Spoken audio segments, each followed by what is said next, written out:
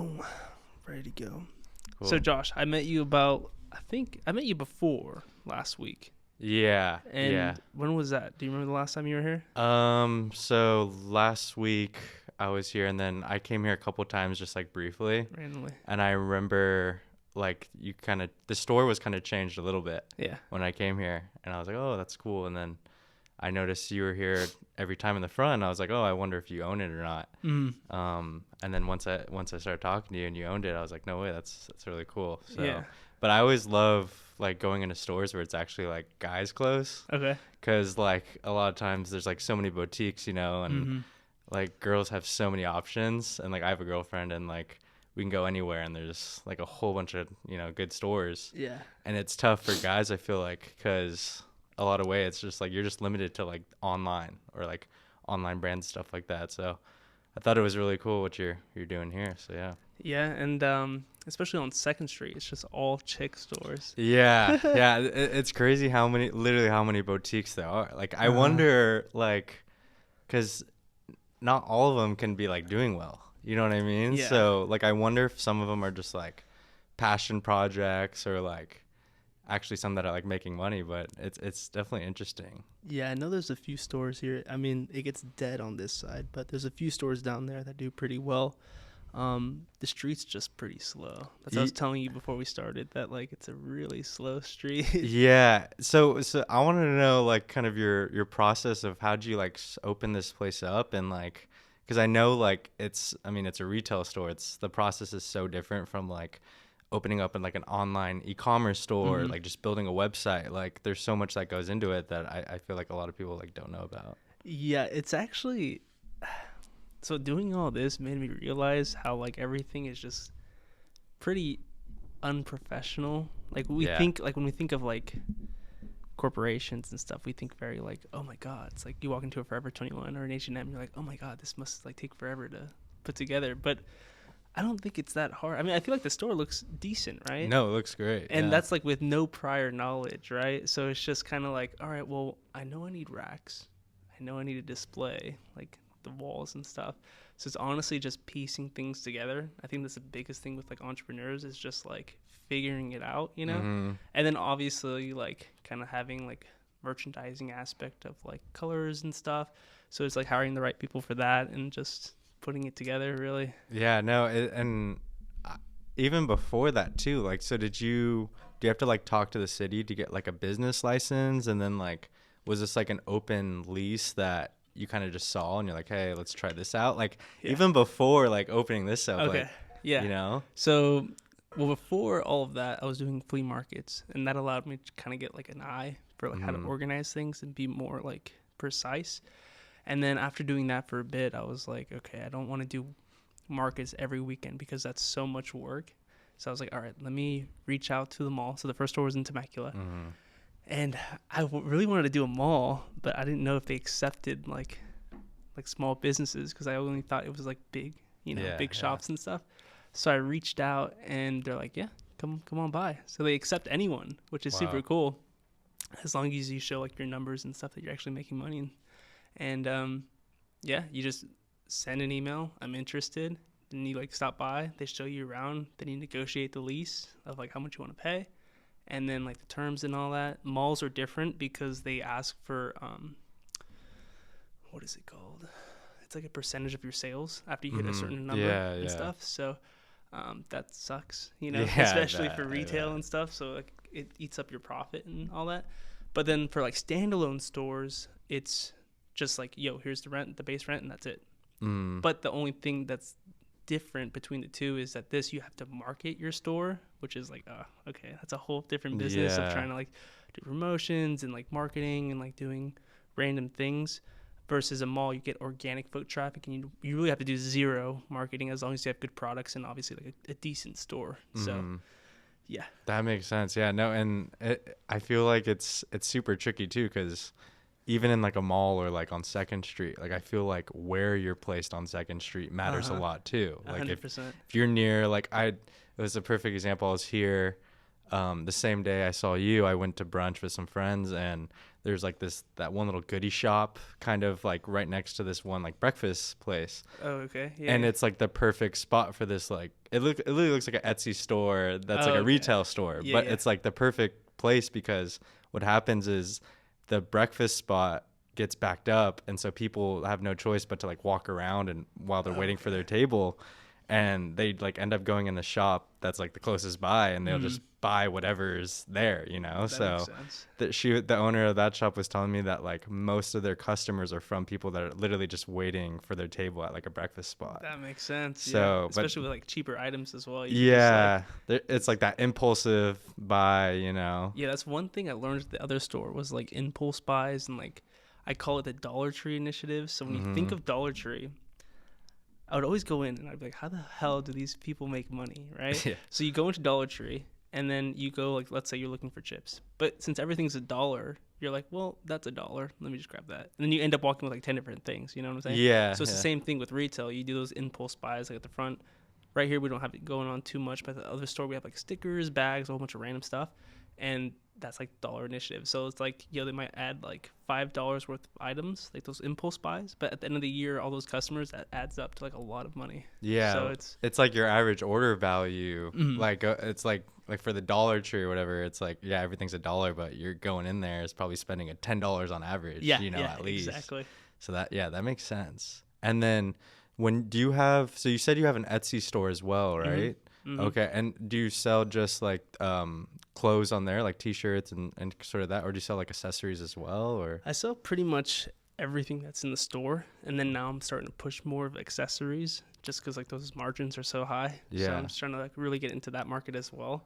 But mainly that. And then the reason why I wanted you to jump on was, first off, you were super cool to talk to. Appreciate it. But I also know, or you told me that you do Shopify as well and like e-commerce. Like, can you tell me a little bit about what's going on with that? Yeah, I'll give you the whole gist. I'll just start from the beginning. So like, I've always been like very entrepreneurial and like just always had some sort of side business or venture going on since I've been very young.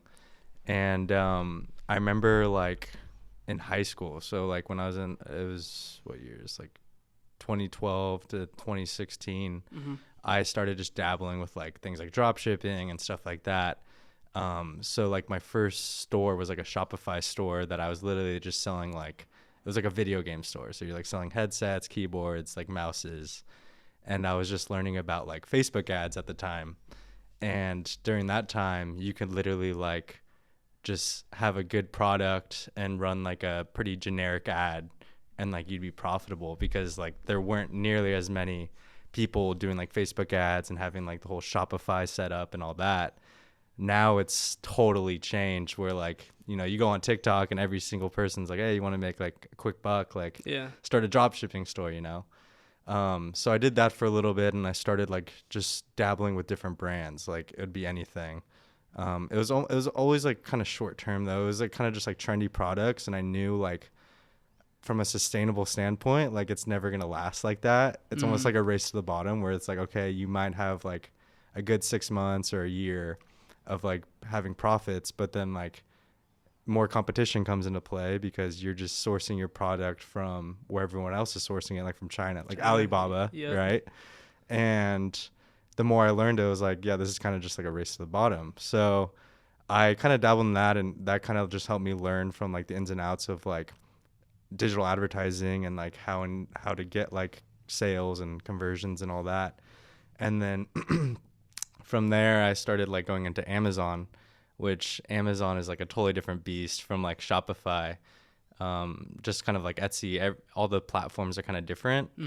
And with Amazon, to give you some context, I graduated from college in 2020, like right when shit hit the fan. Same here, 2019. Yeah. So like it was nearly impossible to get any sort of job, because quarantine and COVID and all that. So I was like, you know what, like I know a little bit about this like e-commerce, online branding and stuff like that. I'm going to try and start like an Amazon store. And I didn't know what to sell. And so what I was doing is I was basically like, I'm like a pretty like data-driven person. Like I get pretty technical. So I was like, you know what, I'm just going to like research as much as I can to see like what products are like selling really well and like see what I can add to the market. Because I didn't really have like a passion product. Like it wasn't something where I'm like, oh, I'm super into this, so I'm going to start selling it. So I started doing like research, and this time it was during quarantine, and I realized like a lot of people were staying home and like doing nothing.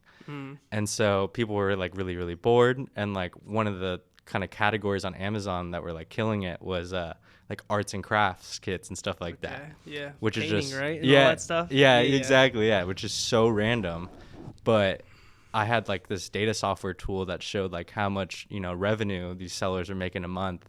And you'll be so surprised like how much revenue like a random art kit could make on Amazon if you make it to the first page. Because I mean, it kind of makes sense. Like Amazon is just a beast. Like they have like, I don't know, like 30-40% of like all e-commerce sales like online. Yeah. So you can have like a super niche product but still do like really well. So basically what I did is I started this like art painting kit product, and I started from the beginning. Like I went and sourced it from China, gathered all the products, hired like a graphic designer, did like the packaging design, like from start to finish, like got the inventory, launched it on Amazon, and it ended up doing really well. And I ended up like ranking to the first page, and it was like Amazon's best choice, like art kit and all that. And I was like, holy shit, like I had no clue about art kits now, and now I'm like Amazon's, best seller. So it was such a good like learning project where it was just like, okay, like I feel like, yeah, it's an art kit, but that same process could be like transferred to like anything you kind of do. And like with any business, like, is whether it's you're doing the retail store, if you're doing it like online, it's just as difficult no matter what it is. And so I kind of did that. And then from there, I kind of have just been like consulting / like just helping friends out who have their own e-commerce brands. One brand I'm kind of working with is this brand called Nice as Heck. And they're basically like a clothing brand, like an outdoor clothing brand that a couple of my buddies started a couple of years back, and now they're doing pretty good. They have like a decent amount of Instagram followers and all that. And it's crazy. It's one of those things where I feel like brands take a minute to start to grow. And then once you get that snowball effect, it really like compounds. So like with them, their brand, they weren't getting any traction, but now they're at the point where like, okay, celebrities are starting to wear it, and it goes from that to nothing to like, okay, now you're getting introduced into like magazines and like media brands and stuff like that. And it kind of like just blows up. Damn. So yeah, it's been interesting. And I feel like the whole e-commerce sort of digital advertising space is like constantly changing and all that. So I don't know. It's definitely a cool thing. Did you ever, or so are you still doing consulting, or are you doing e-commerce as well, or? Yeah, so I still have the Amazon business, and I'm currently working on like launching other products. I kind of like want to get into a place where it's like really like passive or like automated, where like my goal would be to like just launch a bunch of different products and have like this whole process sort of thing where I can like, it's almost like a machine where it's just like, it's super optimized and like I can work it really well. And then from there, I kind of just like, it's nothing like official or anything, but I just like, I have a lot of people that I just like, consult for, or just like try to help out. So like if my buddy's like trying to start like an online brand, I'll try to help him out as much as I can, just from like my experience and all that. But yeah, so I do that. And then right now I'm working for like an investment firm because I'm like super into investing and like kind of just business and stuff like that. So I've always been super interested in all that. So that's what I kind of do full time, and then kind of venture off on the side and doing random stuff like that. So been pretty busy. Yeah, that seems like a lot of work. Yeah. I'm barely like trying to juggle the online and all that. I mean, it is a process, but online is like where it's at, I feel like, I mean, it's been that for a while, but yeah. And I feel like, how are you with like, do you guys ever use like TikTok and like kind of, so where you guys have like the most presence, you'd say? Like what? I'd probably say TikTok, just because that's like, so when I started in opening the stores in 2021, I was the first store. I did like a vlog-ish type of like build up to the first store, and I was so busy that I had like so much content to go through, like vlogging and everything. And then after, so that was getting a lot of momentum. But then after I had opened, I was like, all right, what's my content now, And kind of just was busy with the store and just didn't really know what to do with content. So I just kind of like just drifted away. And then last year I started back up again. But last year, you know, it wasn't so busy for me. I guess I was just kind of slacking off. And then tried doing content. I just couldn't figure out what to do. I was doing like kind of like random tasks and stuff. And some videos like popped off and stuff, but it wasn't just consistent. So now that I'm like really trying to tackle online, I'm putting a lot of my energy towards that, and then I'm gonna start up like vlogging again and all that. But Yeah. mainly doing TikTok. I enjoy the content aspect of like vlogging and doing all that, and I'm gonna continue doing it. So Yeah. That's cool. I feel like it's one of those things where it's like you kind of limit, or you like double down on what works. So like I feel like, I don't know, maybe if something blows up, you kind of double down on that angle and you start like consistently uploading or making content based around like that. Yeah, I mean, I originally was doing the vlogs, and that was a lot of fun because it was just me talking over, just recording the process because I was so busy. I had so much to go through. But then after that, I was like, all right, I'm just sitting here all day trying to make sales, you know? So it's like, what do I do from that? So I was doing like my day today, and it was kind of like really satisfying to watch, like measuring and like doing all that. I had a couple videos pop off, and I was like, okay, that's cool, but it's like I don't enjoy filming that shit. You know? It's like super boring. So yeah, I don't know. Like right now, I'm just trying to do the vlogish things again, and then just really focus online. Like I said before, like you can make really good money. I actually worked for this ring company back in like, I think it was like 2015, and these people were like cashing out. Like I think they started in 2013, and by like 2015, they were making like millions of dollars just because like the margins on like jewelry is insane. You know, they're getting it like from Korea for like 50 cents and selling it for like $20-$30. So yeah, just trying to really tackle online. But the content, like, do you do any content for yourself? Yeah, I mean, I don't really do content, but I kind of just, I've worked with a lot of content before, and I've kind of like just observed patterns of, obviously like TikTok is just killing it right now. And I see a lot of like dropship, or not just Shopify brands and stuff like that. They'll like use TikTok as their main kind of platform. But it's cool because like the type of content that I usually see that blows up isn't like someone trying to sell their product. It's like, hey, come and see the inside scoop of like how our business operates. Or like, it's like, hey, we make rings. Like, this is how we make our ring. Like, we make it out of forks. Or like, it's not like, hey, buy our ring. It's like, meet the team. Or like, this is how we ship our product. Like, it's a lot of like back end of the business. Are the videos that I see like work the best. Yeah. Which is interesting. That's exactly what popped off for me, was especially when opening the first one. It wasn't like, hey, I'm opening a store, these are my products. It was just like, today I'm gonna go get a fire extinguisher, and then I have to get these permits done. And it was just like the whole process of opening. And like people just like were so interested in that. And a byproduct of that is like them now becoming like supporters of the shop, and then coming in. Like the opening day had like a line waiting outside, which was super cool. So I think, do you listen to podcasts? Yeah. Do you listen to All In podcast? All In, which one? It's with that's with all the like VC guys. Yeah. Okay, cool. So like I think it was a month ago, they were talking about like the future of businesses and like content creating, because it's like so important for businesses now. And they're saying that like in the future, if you're not creating content, like you'll be dead. And it's no longer about like, oh, this product is great. It's like the person behind the product, you know, the business behind the product, and like connecting to the customer like on a deeper level, besides of just like, yo, buy this. You know what I'm saying? Yeah. And I guess that's what I was trying to go super hard last year on doing content, but it was just like, okay, I'm putting too much effort on that and then not on the business. So now it's kind of like turning that around, going 100% on the business, and then letting the content like right on that, if that makes sense. That makes sense. It's almost like a perfect balance between the two. Yeah, I remember watching that episode. They kind of talked, I think it was Mr. Beast, they really talked about that was of how like this guy, he has a crazy audience. So he's like, I don't know, he's making like restaurants now and like all sorts of different businesses off of it. And it makes sense. It's like I don't know, like there's a bunch of different brands, like Kardashians, like they can sell whatever they want to sell, and like that shit will kill it.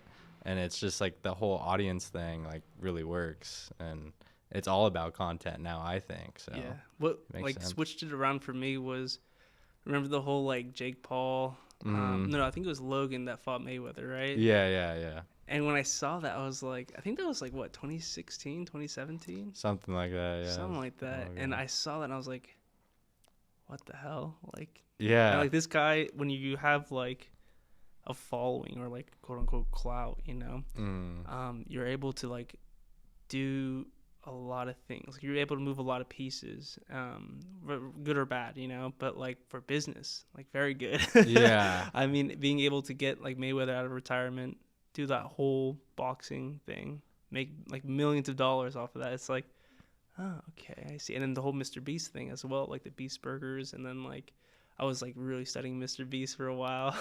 Yeah. He's like really a killer. So yeah, I don't know. Content, you get that following, and then you're able to do cool stuff with it. Yeah, it's almost like more important than the actual product, I feel like. Because like That's think what I'm about saying, like yeah. a boxer who probably like trains his whole life to try to make it to that point to try to fight Mayweather, and then here comes this guy Logan Paul who's like a YouTuber and like Yeah. just has a big audience, and he's able to get to that same spot just Exactly. because of his following, which is just kind of crazy to think about. And I feel like it's like just compounding too throughout the years. Like an audience like, I don't know, like 10, 20 years ago probably wasn't that important, but now it's just like everything, you know? So, Well, especially because YouTube is like, YouTube and TikTok and all that is just like so easy now, I feel like, to like, you know, throw out content and stuff. And the ability to just like to blow up is getting easier. So I feel like a lot of people are just jumping on that train and trying to ride that as well. But did you ever think about doing content for yourself? not really. I don't know. Like I thought about it a lot, especially like I would probably try to make like some sort of like business channel of some sort, like whether it's about like investing in stocks or e-commerce. But my whole thing is like it's really, and I'm still open to it, but I just think it's, you got to really commit to like consistently upload of like, I don't know, like 2-3 videos a week at least, and At like least, you yeah. have to have like an agenda, and I don't know, like I feel like making content maybe isn't my strong suit, or maybe I'm not the most passionate about it, but I definitely like do think like I learn everything from YouTube, and like the whole like business aspect of like, you know, how to build like an online business and all that. Like I learned all that from YouTube. So I think it's super useful like content wise to like use those platforms. But yeah, no, I haven't dabbled into it as of yet, but Something, all right, so a little off topic, but something I thought about, I actually like haven't like smoked weed or anything in like a long time, and then I was missing it, and I was like, you know what, I'm gonna get an edible.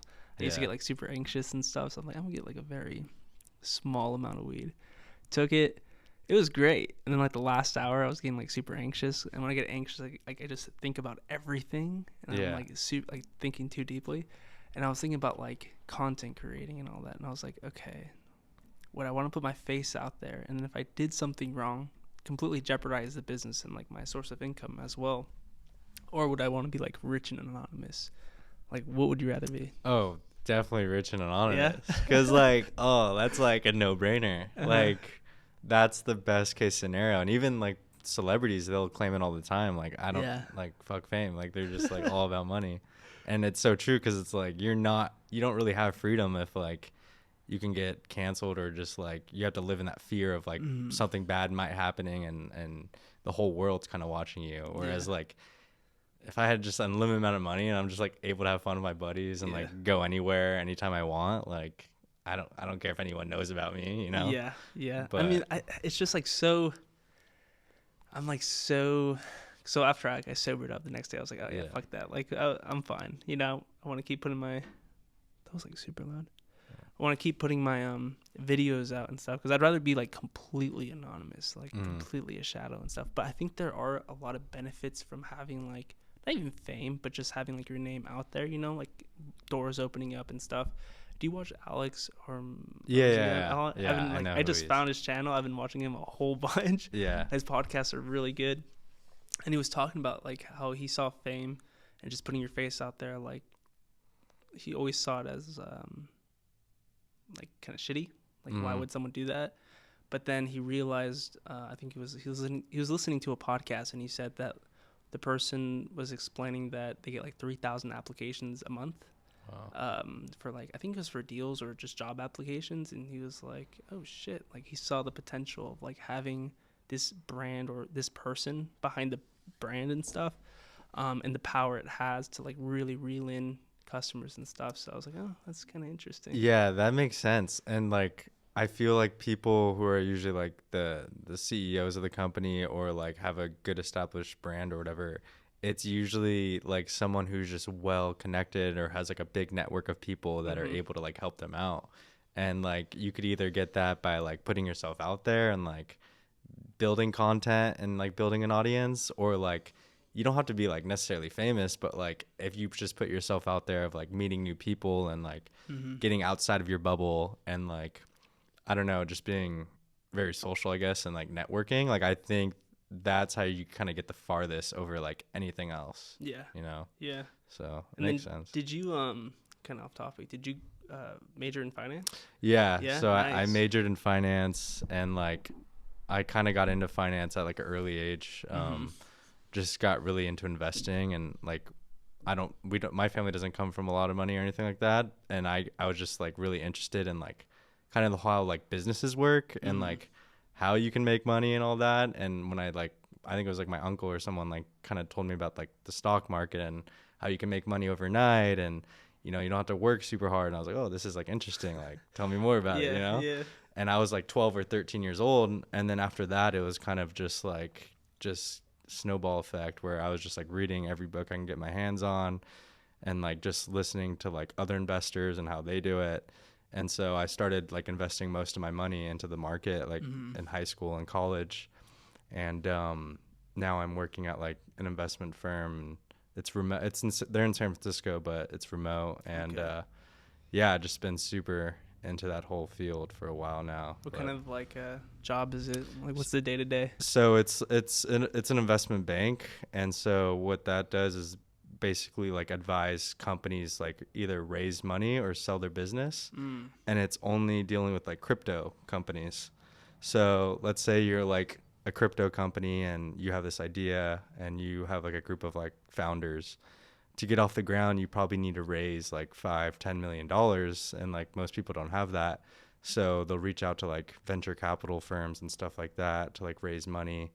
And then that's kind of how it works, is like you raise money from like other venture capital firms, and then hopefully your product or service like goes well, and then you kind of grow from there, and then you end up selling your business. So it's almost like a real estate agent, but for businesses. Oh, okay. And so yeah, it's interesting. Like I'm learning a ton of like the crypto and like blockchain industry, I guess, and deep diving in all these companies. So Did you invest in any crypto?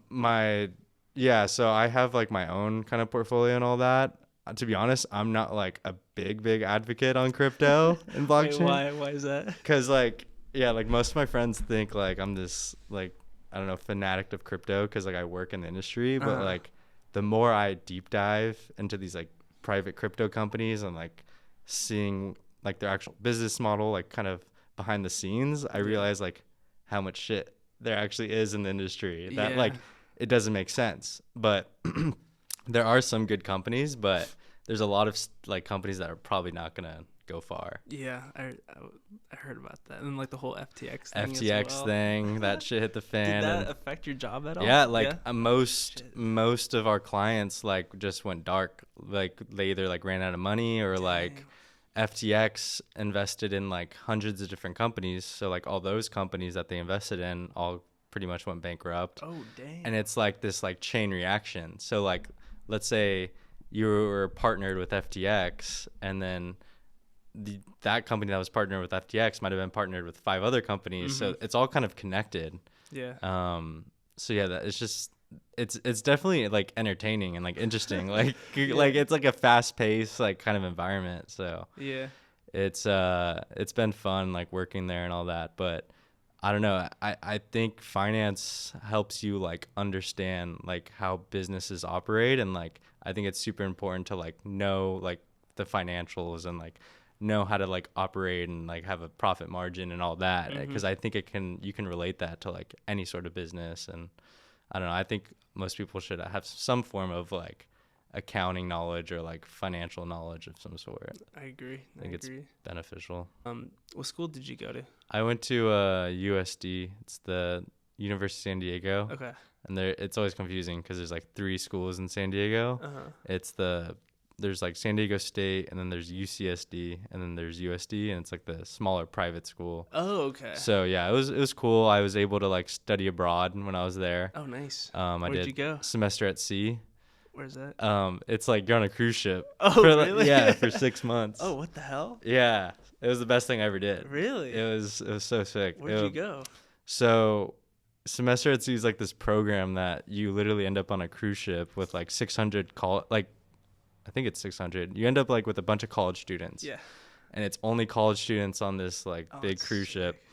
And you go to like, I think it was like 15 or 16 different countries that we went to. So we started in Mexico. Like we drove to Mexico, and then you drive, or you go on the boat, and then you go straight to Hawaii. And then from Hawaii, it takes like 2 weeks to get to Japan. Holy shit. And then from Japan, we went to like Vietnam, Myanmar, India, South Africa, like this random islands. Yo, wait, what the hell? And yeah, Morocco. I've never heard of this. Parts of Europe. Yeah, it was crazy. Like I like anyone who I think like Cal State Long Beach School right here offers it, but like anyone who has the ability or like has the option to do semester at sea should like do it, because like I went to countries like India. I've never like planned on going to India anytime soon, but like I was able to go there, and it was like cool because it's just like a bunch of college students, and I didn't know like anyone on that boat.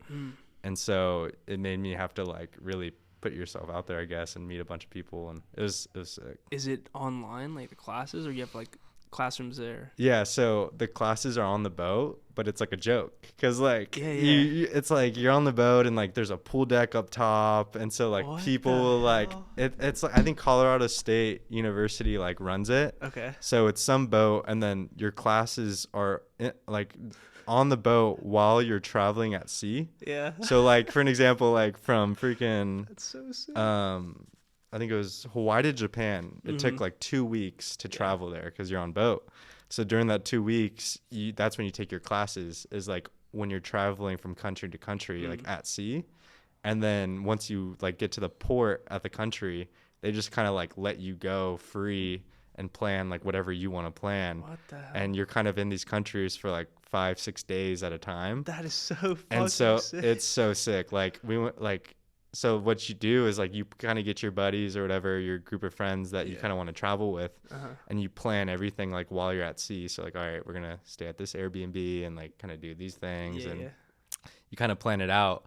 And then once you're there at the port, like you have no classes, so it's like not school pretty much. Yeah. And you kind of just like free roam and like do whatever you want. What the hell? Yeah. I had no idea that was a thing. I went to Cal State Fullerton, so I had no idea that was I wish I would have done that. Yeah. It was so like, and then my phone broke halfway through, so like I had like no internet. I'm like in a random country, and like it was just like totally off the grid. It was sick. Like one place we went to like Ghana, Africa, and like stayed at like a beach, like kind of like I don't know, like house, and all the locals were there, and like we were just like surfing in Ghana. That's like it was just like so sick. Yo. Yeah. And then you were there for 5 days each place, right? Yeah. And then you said it was random people. You went with friends. So it was all random like college students. So like semester at sea is offered, I think, like all around like the U.S. So like when I was there, I was just meeting people from like wherever college, like all around the different states, and I didn't know anyone on that ship. So like, which was the best thing ever, because like I feel like if you go on something like that and you already have like a set group of friends to like just hang out with all the time, it kind of like ruins it. Okay. But like it kind of forces you, like every time I'd go in a different country, I'd go with like a different group of people, and it was just like so cool because you get super close like with everyone there, and there's no internet on the boat or anything like that, so you actually have to like talk to people and like not resort to your phone or anything. So no, anyone who can do it, I definitely recommend. Was it like did Did it get annoying seeing the same people at all, or? Yeah, like a lot of people were like ready to go home like after the Ah, 6 months, because like the last kind of country was in Europe. They're like, shit, like I miss home, miss my friends, whatever. yeah. But I was like, you know what? Like I was talking to my buddy and I was like, well, we're already in Europe. We should just like backpack it. Oh, hell yeah. So like we ended up backpacking for like another 2 weeks in Europe and like kind of doing all that. But no, I wasn't really sick of it. I mean, it I was kind of the opposite, where you come back home and you're like not traveling at all. Like you Yeah. go from like in a different country every Yeah. like week to like, shit, I'm just like in Long Beach now, just chilling on a couch. Like it's like two Yeah. extremes, you know? Did you, was it, like, were there bars on the ship and, like, clubs? Yeah, there's like Oh, wait, yo, that is so yeah. sick, dude. So there was like bars on like they had like the Lido deck, which is like the top deck, and there's like a pool up there, and like people would just go up there to like tan and stuff and whatever.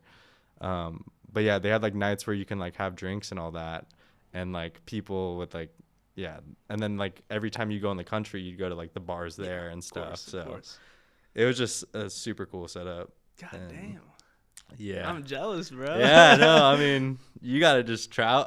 The best thing is just to travel with like random homies or whatever, and Yeah. just go to like random places that I feel like you usually wouldn't go to is like kind of the best, always the best thing. Yeah. And then did you do any traveling after that, or? Yeah, I did a little bit. I went to like Nicaragua with my friends and my brother, as like a surf trip one time, and then little things here and there, but nothing too crazy. I like love like Asia, like Japan was so sick. Yeah. Like, have you been? No, like, I there? want to go so You bad. should go. I've only been to, like, Mexico and Hawaii or, like, Miami, but that's it. Yeah, no, yeah. You gotta go out there. Like Yeah. Japan is so sick. Like I went to like Tokyo and like that was crazy. Like there's so much going on and like so much stimulation. And then you go to like Kyoto, which is part of Japan too, and it's like total opposite. It's like authentic Japan, like tea house, and like it was just so cool. Like Japan, and they have like bullet trains, so you can go like wherever you want, like whenever. That was really cool. South Africa was sick. Like I ended up like shark cage diving and like skydiving, safari, all that. That's so sick. So like yeah, it was really cool. Like I feel like you can't go wrong just going anywhere. Like just traveling that's like kind of a big goal of mine, is just keep doing. Yeah. And then after college, what were you up to? Just straight to working? Yeah, like I'm trying to think. Yeah, I did like was in Michigan. Like I had a buddy who like who I met on the ship actually, who like offered me, his dad or whatever like had a company in Michigan, so I did like a summer internship over there.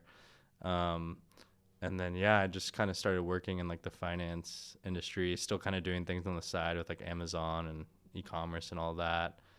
But yeah, I right now I'm just kind of like staying like busy with the business sort of thing, so then you can get to a point. I feel like in your 20s it's kind of like the time to like kind of put your head down and just grind 100%. and like that's kind of where I'm at right now, of like just like putting your head down and like trying to get ahead as much as you can. And then so you know, potentially you can get to a point where you can like afford to just go travel and do whatever you want. So Yeah. And what is like the end goal?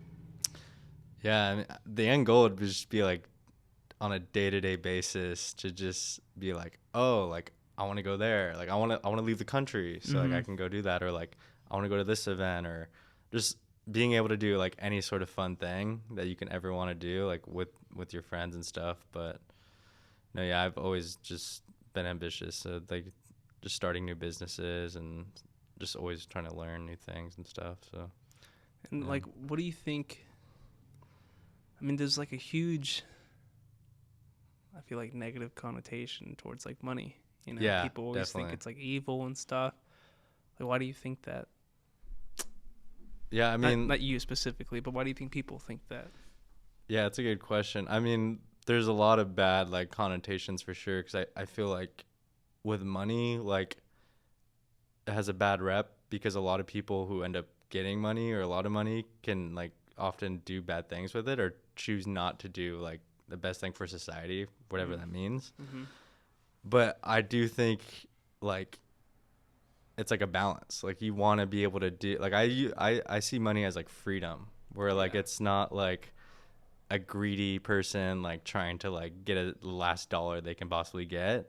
I view it as like I want to get to a point like where I can do whatever I want without having to like, you know, clock in on a work day or like having someone else tell me what to do or something like that, and just like being able to have that freedom to just do whatever you want to do. And with me, it's like not even the money making part of like finance and stuff. I just enjoy like seeing how like businesses operate and like hearing your story of like I started this from the ground up and like this is how we started it, and like here's the process. And I think like it's like when you're building something, it's like really interesting. Like no matter what it is in business, like there's a store over here on 2nd Street that's like literally just catered to like dog food. I Like, know. have you seen that? Yeah, I was like, what the hell? Yeah, But it makes sense. I mean, it's a good area because the whole neighborhood like is in love with dogs. And yeah, like they're probably killing it too. Yeah, like probably. they're probably one of the best stores Yeah, like on the street. Yeah. And you walk in there, there's like dog burgers, like dog Yeah. cakes, like there's so much stuff, and it's crazy. So do you think I think a big thing here in the States is like, you know, do what you love, this and that, or do you think it's do what you love and then you make money from that, or do you think make money from something and build that? Yeah, I think it depends on the person. Like some people, they have one thing or like that they know they're really passionate about, and they just like, I think if you know at a young age or whatever that you're very passionate about that one specific thing, you should just like commit to it. And like I think you're just gonna be, if you're that passionate about it, you're gonna like kill it at whatever you do. But then there's like some people like kind of like myself, like I have a bunch of different creative ideas, and like I'm like constantly thinking about new ideas, and I'm like new businesses and stuff like that it's hard for me to stick to just like one thing. And so with me, it's like I enjoy the process of like building a business no matter what it is that I'm selling or whatever. So yeah, I think it's just like depends on like your personality. Cause yeah, like I think if you don't have like a strong passion for like one thing, I think you should just go with the flow and just whatever sticks. And I think you get passionate about that business over time. Like I wasn't into art kits or anything like that, but like when I started building that Amazon business, like I knew everything about the industry. I knew like all the competition. I knew like what products to put in there, and like developing new kits and all this stuff. So it's like once you kind of deep dive down that rabbit hole, I feel like you start to get passionate about whatever you're kind of doing.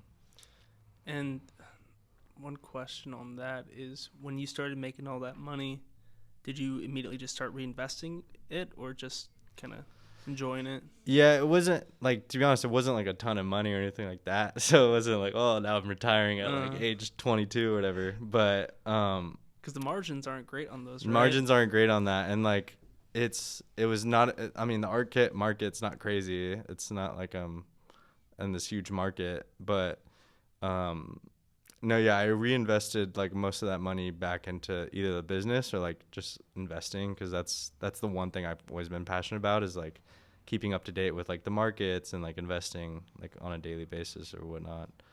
So I kind of just put it back into the business. But yeah, I've just saving and investing that and saving as much as I can. Yeah. So do you think like long term you just see yourself building businesses, investing? I mean, is there like you get $1 billion, you know? Yeah. What are you doing? Like, oof. Like right now, I just like hand you $1 billion, or I wire $1 billion. Yeah. Are you still working? Are you still building? I mean, I feel like I don't think I can be like, I feel like I'm one of those people who are like, I'll be chilling on the beach if I had $1 billion for like a couple weeks, and then I'd get like, okay, I'm like kind of over just chilling on the beach, like doing nothing. Yeah. And like it's good for like, you know, a month or two, but I feel like it's pretty fulfilling to like create something or work on anything that's like challenging or that like you're passionate about, compared to just like sipping pina coladas all day and like kind of just like chilling. I think it's like a balance thing, like, you know. So yeah, if I had $1 billion, I don't know, I just try to do something that I just wouldn't care about the outcome. I just care about like just building whatever I was super passionate about in that moment. Maybe like philanthropy stuff and stuff like that I'm like super interested in. But yeah, I don't know. What would you do? Well, I haven't done too much traveling, so I'd probably just take Yeah. like 5, 6 years off and just Yeah. travel, Yeah. fucking party my ass off. I think a big thing for me was like was going to school and just working at the same time, and then after school was just working and just really trying to, like you said, put your head down in your 20s and just grind and hopefully retire when Yeah. 30, mid 30s or something, or early 30s. That's always been my goal. I've always seen money as like you said, freedom. It's like a tool for me just to do whatever I want, whatever, like anything. You know, my Yeah. family's good. That's the first priority. They're chilling, and then like I'm completely free to be like, yo, I want to go to Paris today and have dinner, or go to Japan in that, That's the or move. later in the evening, take the jet and stuff. Yeah. And I'm also huge on experiences. I think we just die. Like when we die, we just die. Like there's nothing else, Black. just black, because I don't remember what happened before I was born and stuff. So I'm assuming it's the same after. And like, if that's the case, I want to party my ass off, like party on some yachts and stuff. And I mean, after that, I know it would probably get boring. And that's the thing too, is like you want to have like a decent amount of money when you're like somewhat young, because like I'm not gonna do it sitting on how much I have when I'm like 80, 90. Like I'm just gonna be sitting on a couch Exactly. anyways. Like what's the point? But they have testosterone now, so you could pump that in Yeah, your system. live till I'm like 200 years old. Yeah, exactly. Like a robot. So yeah, I'd probably be doing a lot of that, just a lot of partying, a lot of everything, like just squirrel suit jumping. Yeah. Yeah. It's just like I feel like when you have that freedom, you can just be like, hey, like that looks cool, I'm gonna go do that. Like you can just like, if one day you feel like going to like Australia and like staying at a random place over there and jet skiing, like it's not a big deal. Or like going to Alaska and like, I don't know, like snowboarding, skiing, like it's just, that's like the best life I think you can like possibly like live. 100%. And so something like I used to think about growing up is like one thing I was always like surprised at is like people that have kids at a very young age. What is your opinion about having kids at a young age? I think like some people are ready to have kids at like really early, like depending on the. Do you have kids? No. Okay, I was gonna say. Thank God. Like Okay. I'm nowhere near ready to have a kid or anything like that. Okay. I probably should have asked that. But yeah, first. imagine I pull up like you're like 4 kids, like a 2-year-old ready to do the podcast. No, yeah, like like if you like back in the day, like it was just like if you're 25 years old, you're probably like married and had like a kid, right? 2 Which kids is probably. Yeah, which is just like crazy. Like I'm 25 right now, and like Mm-hmm. to have like a family and like 2 kids and like be married and all that is just wild. And I think California is like the total end of the spectrum too, where like people are so independent here and like just busy doing their own thing that like they're not having that like anytime soon, I guess, like as their main goal, compared to like if you go like to the Midwest or like the South or whatever, it's just like they're still like traditional in that aspect of like kids and all that. But yeah, me, I just enjoy like, I mean, I'm not ready to have like kids anytime soon because I want to like travel and I want to like do things, and like I'll be like going places and I'll see like parents with their kids. It doesn't look fun. Like, yeah. But I think your mindset kind of changes like when you get older, 100%, and you're like, okay, now I'm ready to like be like a father or whatever, have a kid and stuff. I think it just completely changes your direction. It's no longer taking risks. And I'm saying this specifically because I feel like, I mean, most people know that, especially in the States, I feel like, but some people, sometimes you just see them like at a very young age, and I'm like, dang, like your 20s is about like having fun, figuring your shit out, and but I mean, yeah, like you said, some people are just ready, so respect to them and stuff. Yeah, but gonna be me. What I was gonna go into is like, what do you think? Like, why do you think there's certain people that want what we want? Because I would say that we pretty much want the same thing, financial freedom, being able to just be free, basically. Why do you think some people see that and some people just see something completely different of being okay with the 9 to 5? Yeah, I think like like now it's so trendy to be like, screw the 9 to 5, like never have a job, just like do your own thing, which is like great. But I do think like one, you can still kind of do your own thing a lot of times now, since like most jobs are like remote and like you work from home, and not every job you're working like 24/7. And so I think it's like beneficial to like balance, like, okay, yeah, like work at a job or work for a company that like you love working for and learn from them, and then go make that jump, compared to like, it's hard to like add value when like you don't really have any skill sets or anything to learn to like jump off of. Mm-hmm. So I think like, I do think like having a job in the beginning of your career is like really beneficial.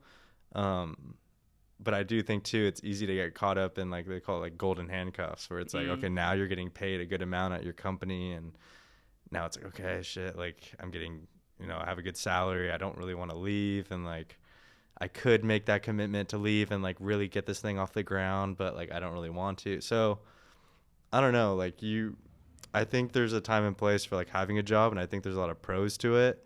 But it's all just depends. Like some people are like totally happy working like a regular job, and like that's all for them. And then some people are like, I'll never work for someone else. And I'm more of like in the spectrum of like, I'm in the middle, where it's like, I think like it's totally fine at an early young age to learn from like someone who has a bunch of experience in that company or whatever, Mm-hmm.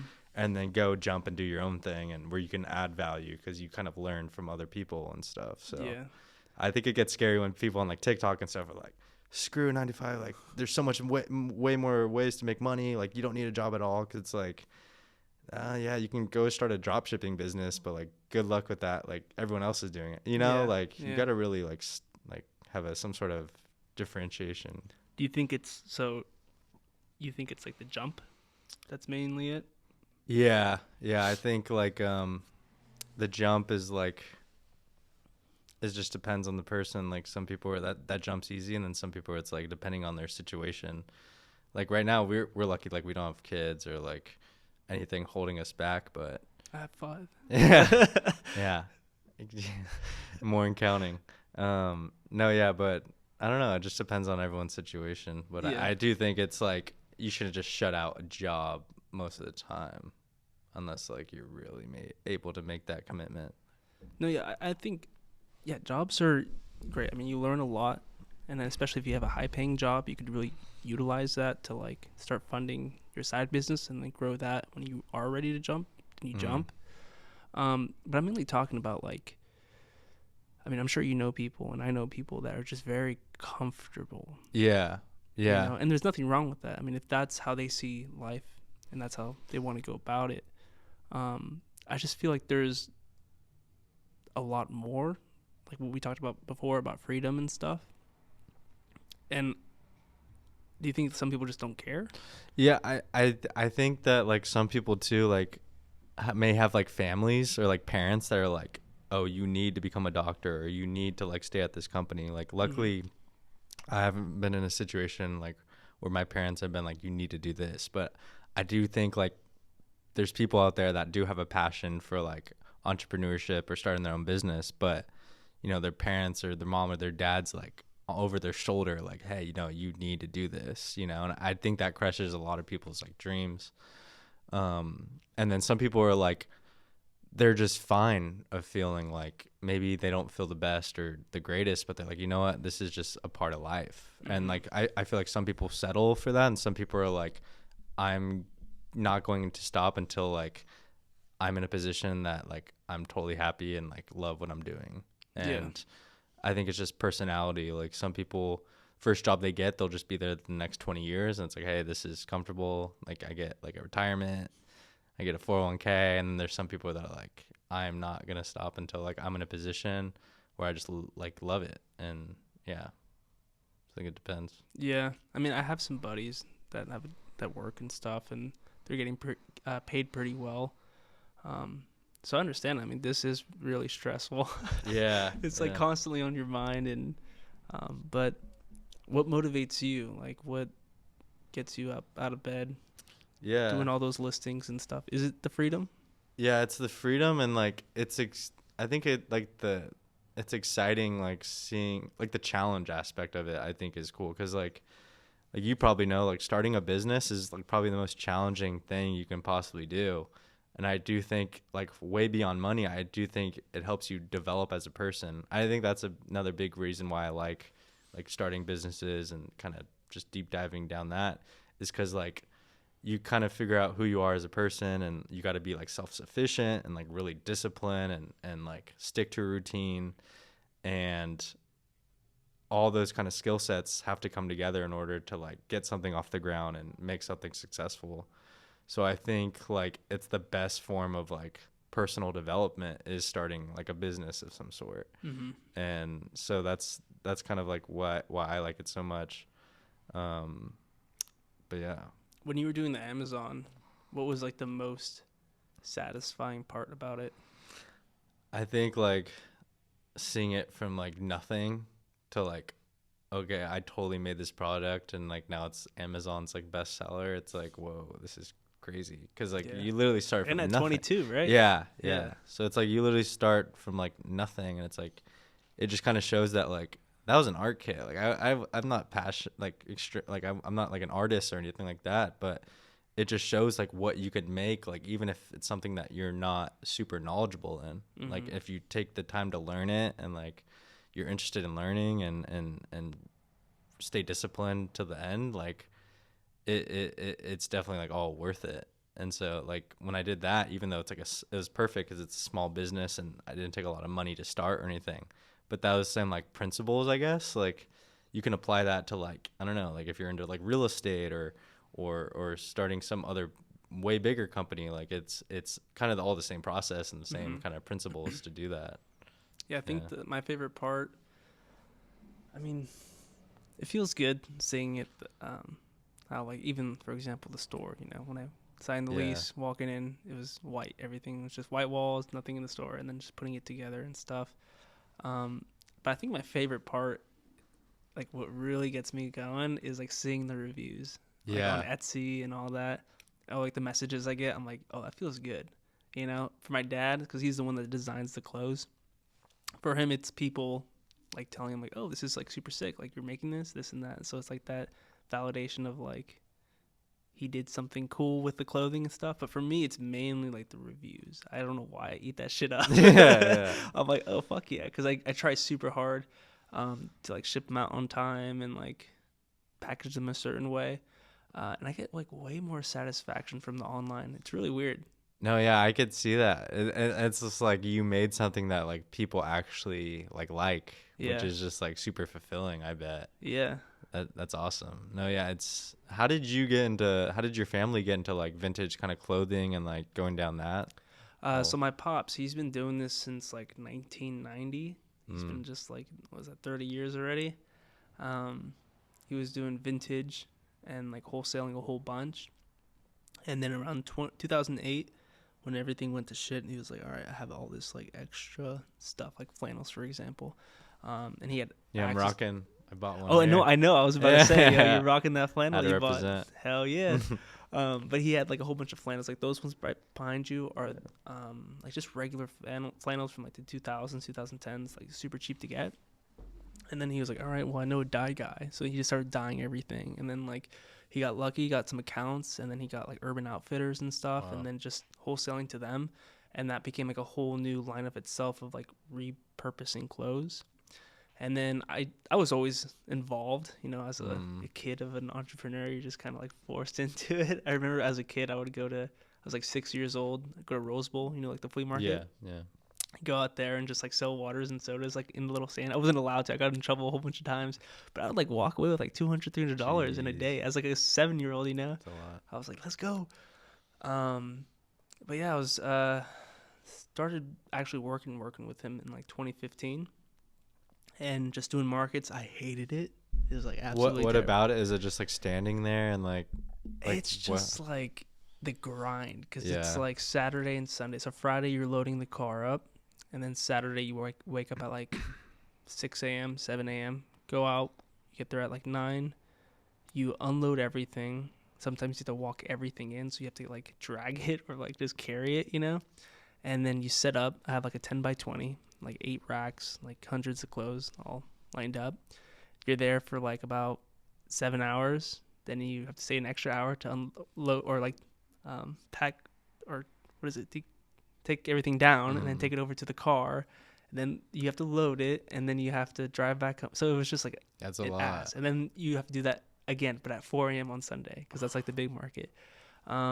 You get used to it surprisingly. I got used to it. Like you're like, okay, it's no big deal. But so was it only like Sundays that you're going to there, or Saturday and Sunday? Okay, Saturday and Sunday. So the whole weekend, and then after Sunday you load up the car. Then you go to the storage. Then you unload everything, and then the week you're just focusing online. But then like it's just every week. It's like so repetitive, and it's like, dude, I do not want to do this for the rest of my life. It is not fun. So, but the greatest thing that I got from that was first Melrose Trading Post. You meet a whole bunch of vendors who are like young as well, that are like all entrepreneurs that are like grinding. So it was a really good environment for me to be in. I made really good friends that like are now, some of them are influencers, some of them are just like opening stores or have their showroom. So super cool. And then another big thing that helped was like the grind aspect of like, now that I'm in stores, I'm like, this is so fucking easy, you know? Yeah. Versus before it's like night and day, like well, not night and day, but like the weekends, you know? Just grind, like you're sweating, like it's just ass work, you know? And then like you're there when it's cold, when it's raining, and like when it's like 100 degrees out. I remember 2021, I was killing it because everything had closed down, and then they opened in the summer of 2021, all the markets, and people were just bored, had all that ADD money. Yeah. And they were just spending money. And there was this one day I was in Silver Lake. It was like 110 degrees. It was so fucking hot. Like I was under the canopy and I was sweating. It was so bad, but I killed it though, you know? And then like sitting here now, comparing like me sitting here in like an AC room, you know, it's like, this is nothing. Yeah, you know? Like, you started with the actual like hard shit. Yeah. So those were the two real big benefits of like after that. And there's like way harder jobs than that, you know? But after that, it's like, all right, like a 9 to 5, easy money. Yeah. I mean, of course, it's like mentally draining and stuff, but it really toughened me up, like mindset wise, and then allowed me to like really then pursue other things because I was so uncomfortable there. And that's a big thing. I feel like if you're uncomfortable, like you got to make a change. Yeah. Otherwise. And like that's so true with the mindset, because like I feel like before starting anything, like I think the first thing that needs to change is like your mindset. And like you have to be extremely like, I think, disciplined to like get something successfully off the ground, because like no matter what it is, if it's like making a YouTube channel and building content, or like starting a Shopify store or building a retail store, like you have to consistently like work on that thing day in, day out for like a very long time to see like any sort of reward from it. And like I think with this, like our generation, there's so many options of like ways to make money or businesses to start. I think it's easy to get like kind of like this shiny object syndrome where it's like, yeah, like let's try this out. Okay, it didn't work out in like a month or two. Like shit, like let's move on to the next thing. Where it's like, it's one of those things where it's like, no, like you can get anything to work. It's just like, as long as you like just keep going at it. Yeah, become a master at it. Yeah. And like that's way more important than like trying to find the next business that like no one's thought about, or I don't know. Like I think reinventing the wheel. My pop's always said that. Like, don't reinvent the wheel. Just go with what works and stuff. You know. I mean, obviously, when it comes to tech or other stuff, reinvent the wheel. But you know, when it comes to like trying to find your profession or business and stuff, like you could become like, you could start a plumbing business and you could be rich as fuck. You know. So it doesn't have to be glamorous. Just like you said, find something, you'll get passionate about it, and then you'll fall in love with the building aspect of it. And like I think like people too are like really scared about like competition, or at least I was in the beginning, of like, I'm only gonna start something if like no one else is doing it. Where it's like a lot of times it's like that's not always like a good sign, because it's like, well, there's a reason why no one has started it. And like like, you know, you can go start something that there might be a couple competitors, but like the market might be big enough where you're able to like still gain a lot of exposure, even though there's like other people in the same kind of place. Yeah, and like the perfect example is the art Yeah. stuff that you did. You know, it's Yeah. like, what was it exactly that you It, think? so this is funny. It was literally, to be exact, it's literally a rock painting kit. And it's like a super niched like rock painting kit. It's like called mandala rock painting kit, and it's like a type of art. So mandala is like has a big audience behind it of like this type of like art painting. There's like people don't just paint it like with arts and crafts or whatever, but it's like you can see it on like walls and stuff. It's like this dotted painting stuff. And so I knew that like mandala had like a big like passionate fan base, and then I knew like rock kits were like selling like crazy for some reason during quarantine. So I'm like, well, why don't I just put the two together? And so I made a mandala rock kit, and like no one had it like that specific thing on the market.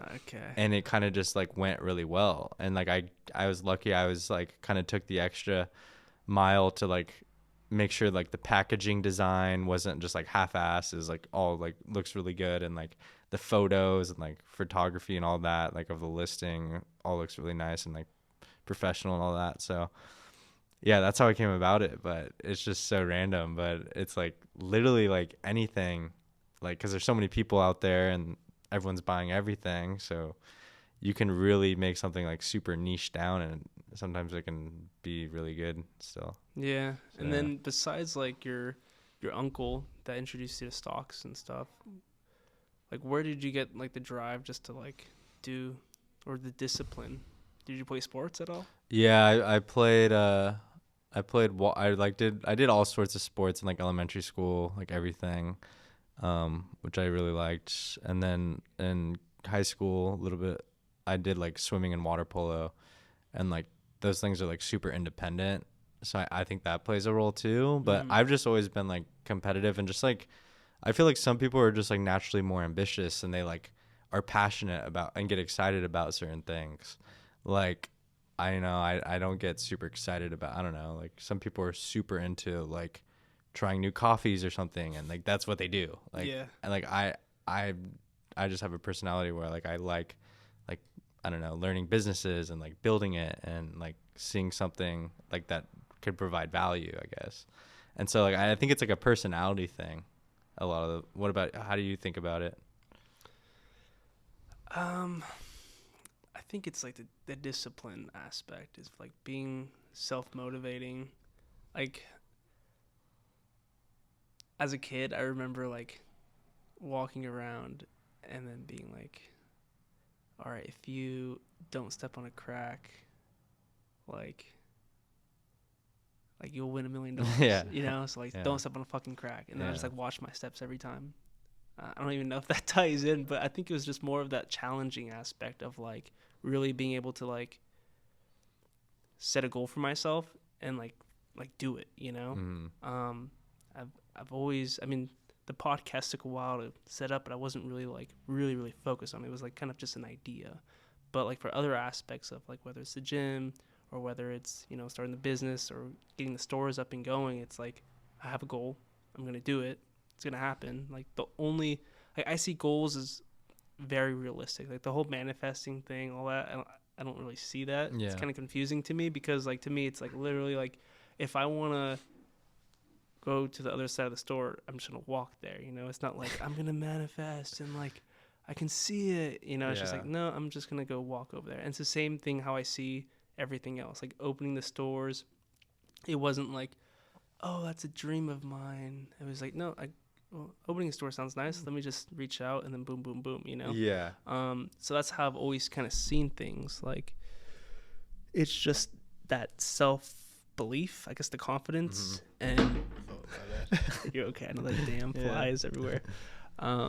Yeah, just the self belief, and also I think the competitiveness with myself. So like that example of what I was saying about me walking as a kid, it was like me in my head, like you better not step on that crack, you know, like very competitive with myself. So no, that makes sense. And like what was I gonna say? I think with the discipline thing, like I think like this day and age, so many people look for like a short answer or like an easy way out or easy way to do something, or this is how you can make a quick buck or get rich quick or whatever. They try to take the easy way, but it's like, or they'll try to like angle it in a way where it's like, oh, I found the new best idea. Like, this is what you got to do. You got to meditate, like take cold showers, all this stuff. And it's like, no, like it's a lot more simple. It's just like have a goal, like maybe plan it out like on a, I don't know, monthly, weekly, daily basis of like what exactly you're going to do, and just like go and do it. And like, that's literally it. And just like executing it day in, day out is what's going to like show like a tangible thing at the end of the day.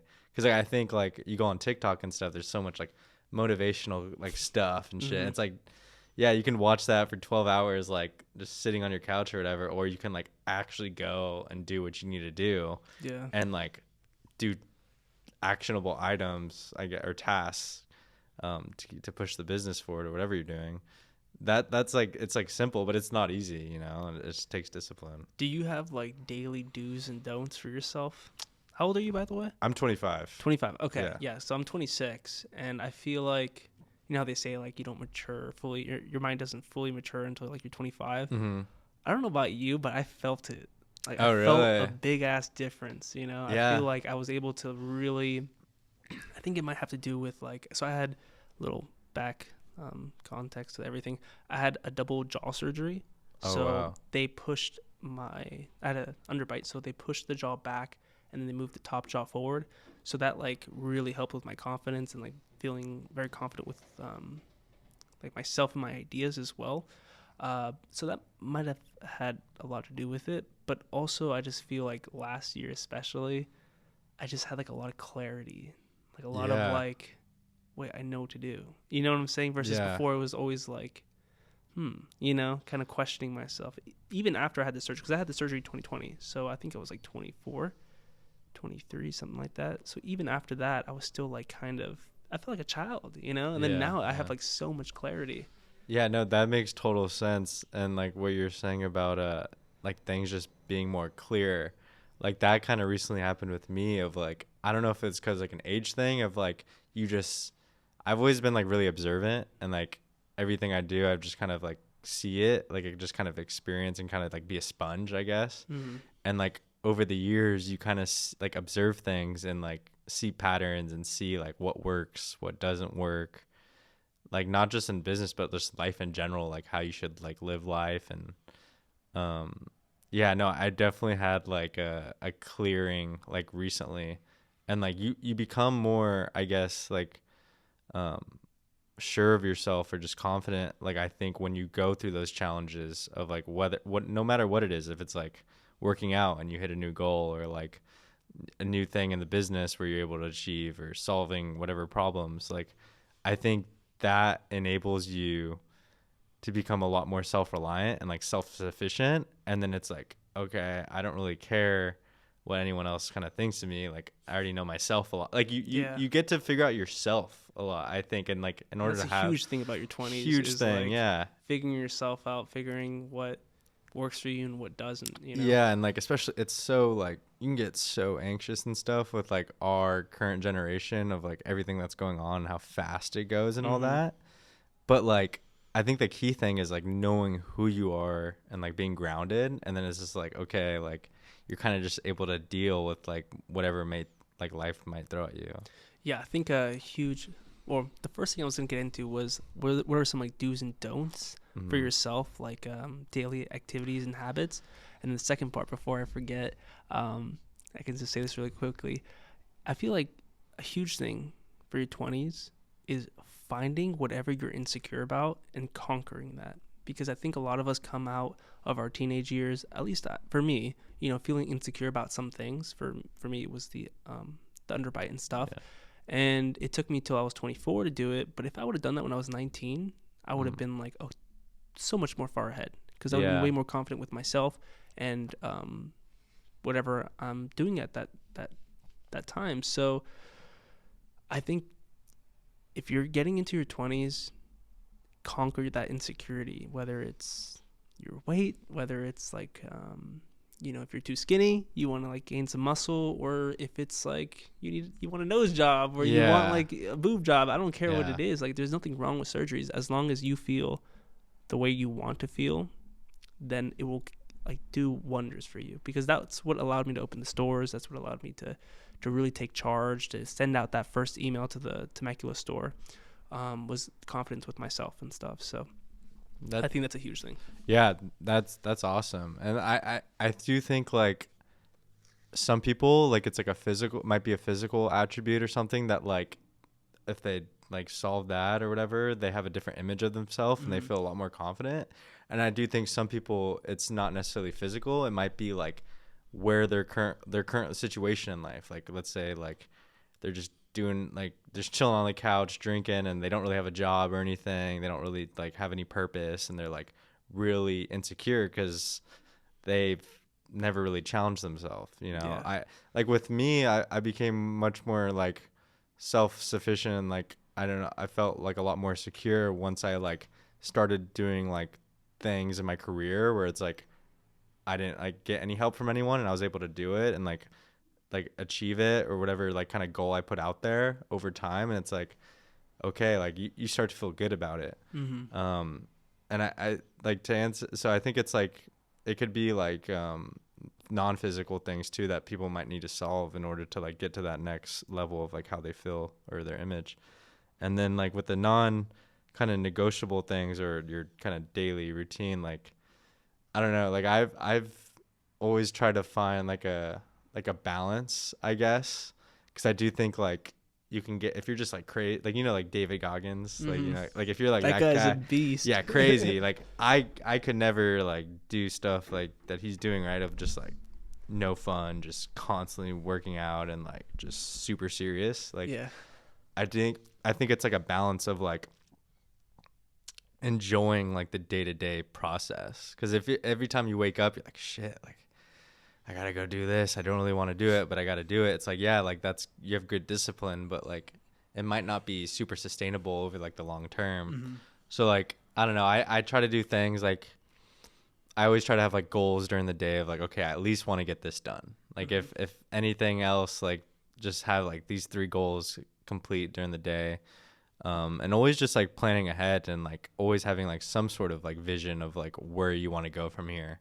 Because if you're just like kind of like not knowing what you want to do, then you can't really start anything. So I think it's a balance, and like I don't know, I like to have fun. I go out like most weekends and like party with my friends all the time. So it's like, but that gives me like the balance to be able to go super hard during the week. Because if I was just going 7 days a week, just like head down, it's like I would just get burnt out. But it's like, okay, like I went hard on the weekend. Now it's like, okay, now go head down again. And it's like, you have something to look forward to, or like it's much more exciting, I think. And that was like going to be my main point, is that another huge thing about your 20s. And I think, again, it's like mid-20s is like when you start figuring out what works for you. You know what I'm saying? So like, for example, the partying aspect, I love fucking partying. That shit's great. But for me, it's like I want to have that work-life balance, but when I party on the weekends, like I drink. When I drink, you know? Yeah, crazy, yeah. So for me, it's like I've realized if I end up partying, it just kind of messes me up the next few days. So yeah, I think it's just figuring yourself out and figuring out what works for you is like the key. Like for me, for example, like my daily routine is like wake up. I prefer to wake up early, like 7-ish. And from there, I'm just kind of chilling. I like taking my time. Yeah. I love taking my time. So just taking my time, making the food for the day. And then I start uploading to the IG stories and stuff, and then getting like the social media thing ready. And then from there, just don't eat. I don't eat until like 1. It's like a fast almost. Not even on purpose. It's just it is a fast, but like for me, I realized that when I eat in the morning, I just feel sluggish like around the afternoon. So I don't eat. I go to Panera and I chill there for about an hour, and then I'm just like working on stuff. And then I'm also just chilling, sitting sometimes and just staring, just people watching. And then I have a tea, and then I empty the tea, get some coffee, come to the store, and I start drinking the coffee around 12 o'clock. And then that just fuels me for the rest of the day. And then I'm just getting shit done. And then at the end of the day, around the mid-afternoon, I'm having, like, all my food. And then go to the gym after. And then, like, that is, like, key. And then for me, I, like, live off momentum. So, like, I work every day. And then, like, there's one day of the week where I just kind of have a half day. And then, like, it doesn't bug me. And, like, the only thing that burns me out is if I'm going to the gym, like, 6 days a week, and on top of that, not taking a break from work. That's what burns me out. So I realized, and this was, like, this year I realized it, is I've worked every day this year. I don't feel tired. But I did burn out when I was going to the gym, like, 6 days a week. Oh. So then I just realized, okay, I go to the gym 4 days a week, and then I take 3 days off. 4 days a week, 3 days off. And that, like, works perfect. I hit this sweet spot that, like, I feel so good, bro. Yeah, no, that makes sense with the momentum thing too, because, like, I haven't worked out in, like, a couple months, but I was working out, like, religiously, like, not missing, and, like, I had it all, like, you know, like, I was pretty technical about it too, like, more and more, like, heavier weights and stuff, and then, like, it's a momentum thing of, like, okay, you're just killing your routine, you're, like, doing well, and then it's like, okay, I take, like, a small trip, it's like couple days turn into weeks, like, oh, I'm getting busy with work, like, you know, it's such a snowball thing.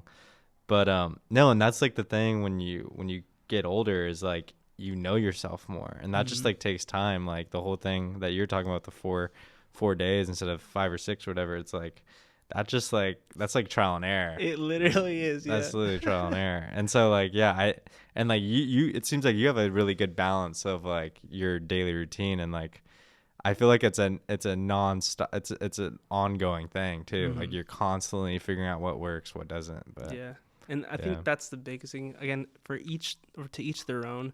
But me, and I guess the only advice I would give is momentum. Yeah. Like, once you get momentum going, it's like, fuck, like, you just feel unstoppable. But then, like, once you, like, again, like, when I went to the gym, like, 5 days a week, that just completely, like, it just burns me out. Not even, like, physically, but, like, mentally as well. I'm like, what the fuck am I doing? I'm going to move to Montana and, like, build an underground cabin, like, shelter going thing. Crazy. You know, it's just, I get in those moods. So it's, like, really figuring yourself out and then seeing what works. So, but I miss partying. Yeah. Yeah, no, you're so right, though. Like, if you, like, I used to go out, like, Thursday, Friday, Saturday, like, during college and stuff, but like, now it's like I can only handle, like, one day a week, like, at most. Like, I usually go out with, like, my friends on Friday or something. Okay. And, like, I'll feel it now till, like, at least, like, Saturday night, and I'm like, dude, this sucks. But like, no, like, I can't do anything. I'm always just, like, head down on, like, mostly Sunday, and then the rest of the week, and I don't know, but, like, it's just kind of like whatever works for you, like you're saying, like, exactly. Like, I looked forward to, like, hanging out with my friends and, like, going out and just, like, I don't know, having fun, like, letting loose. But it gives me, like, energy to, like, work harder during the week. So it just whatever works. And where do you go party?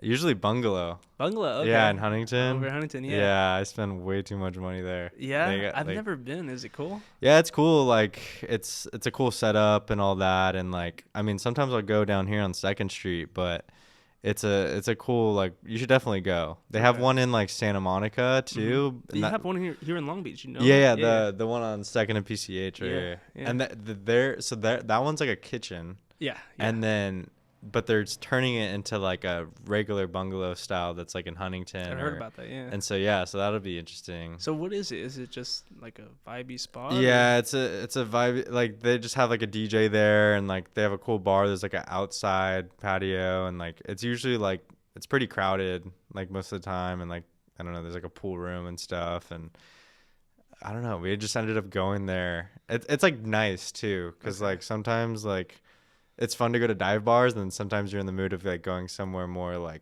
not clubby, but, like, loud music and stuff. Yeah. But we ended up going to Bungalow. Like, it's, like, a routine now. We go, like, every Friday. And it's just you and the guys? Yeah.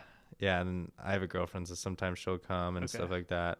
But it's funny because, like, most of my money just probably goes to, like, because I'm remote, so I'm, like, living at home right now. Yeah.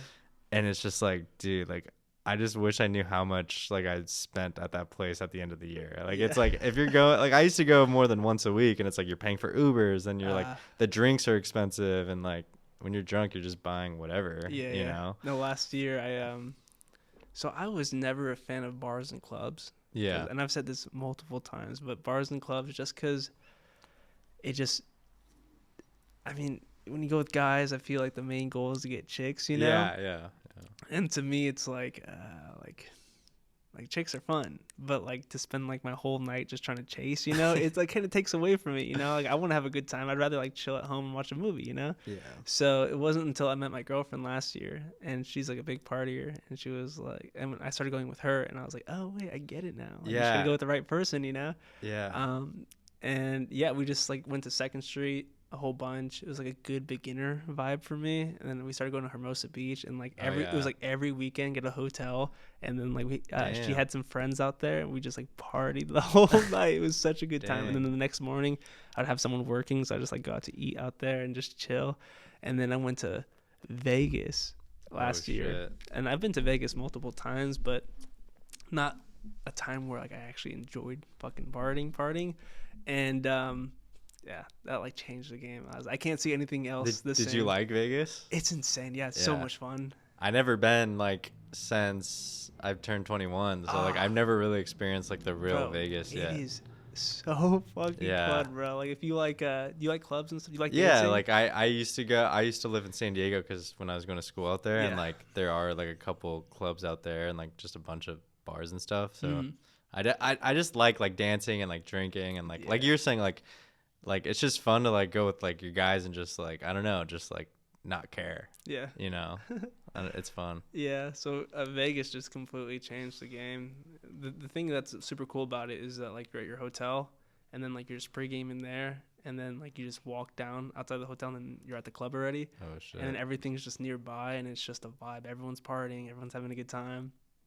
And then after that, I came back, and then I started going to Agave, you know, like in downtown. Yeah. That place is just fun. Really? Yeah, I've never been there. I just like anything like Bad Bunny and stuff. Anything that comes on that's like Spanish music, I immediately start dancing. I cannot control it. So like just go crazy out there. And it has like kind of a Vegas vibe because it has like the little, what is it, the fog? Or the steam shit. Yeah. So that's always a good time. But yeah, I've been partying. Yeah, the best kind of clubs I've ever been to was in Tijuana. Oh, because I like when I went to San Diego, and like the border's right there. So freshman year, I would literally just like go with some friends and like get an Uber straight to the border. Yeah. And then you hop in a taxi and then go straight to the club. Like once you cross the border. Yeah. And it was like the most fun like ever. Like it was like double decker clubs, like all the Spanish music, like.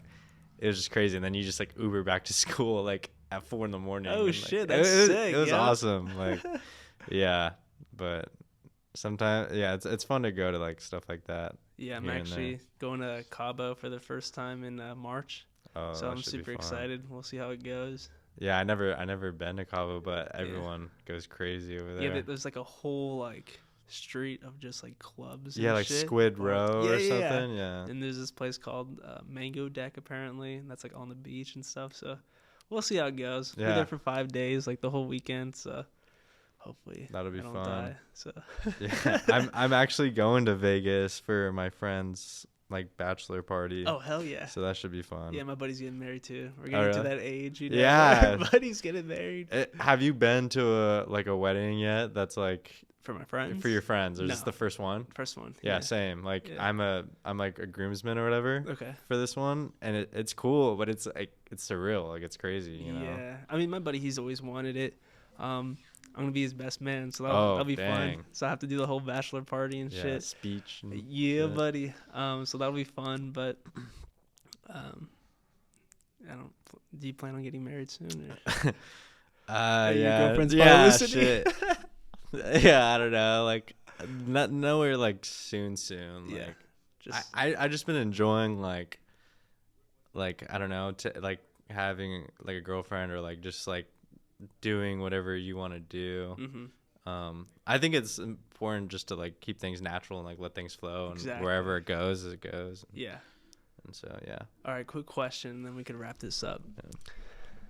So I am trying to figure out why couples don't party together. Do you party with your girlfriend? Yeah. Okay. Like just you and her. You guys can go out to a club, or you guys can go like to Vegas by yourselves and party. Yeah, definitely. Oh, okay. All right, cool. All right, so that's normal. Yeah. No, I think it's super fun. Like, like just because like you have a girlfriend or a boyfriend or whatever, like you still like it's still a fun vibe to go with them and like grab a drink and just like dance and like okay, cool. It gets boring just watching Netflix 24/7 on the couch, you know. Okay, so I've been talking to a lot of the employees and stuff that work here in the other store, and they're always saying like, no, that's not normal. Like, nah, I think it's normal. Okay, cool. All right, Josh, thank you. You settled it. I got your side. Let's go. All right, Josh, thanks for coming in, man. Yep, thanks for having me. Thanks. Ciao.